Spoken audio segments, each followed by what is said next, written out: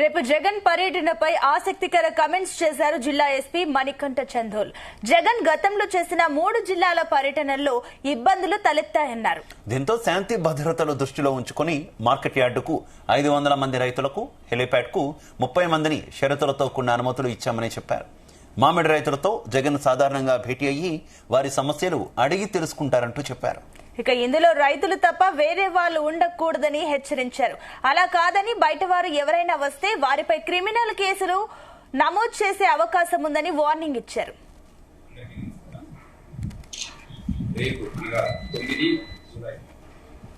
Bangarapalem mango market యార్డ్లో exchange గారి పరిణామం గురించి ఇప్పటికే ప్రెస్ ముందు క్లారిఫికేషన్ ఇవ్వడం జరిగింది.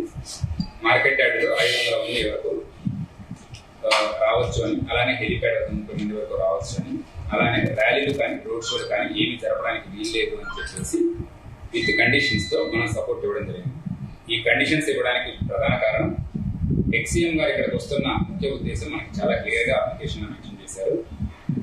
మ్యాంగో రైతులు ఎవరైతే ఉన్నారో వాళ్ళతో ఇంటరాక్ట్ అవ్వడానికి, వాళ్ళ కష్ట నష్టాలు తెలుసుకోవడానికి వస్తున్నారు. సో ఇది బేసిక్ గా ఇంటరాక్షన్, పబ్లిక్ మీటింగ్ కాదు.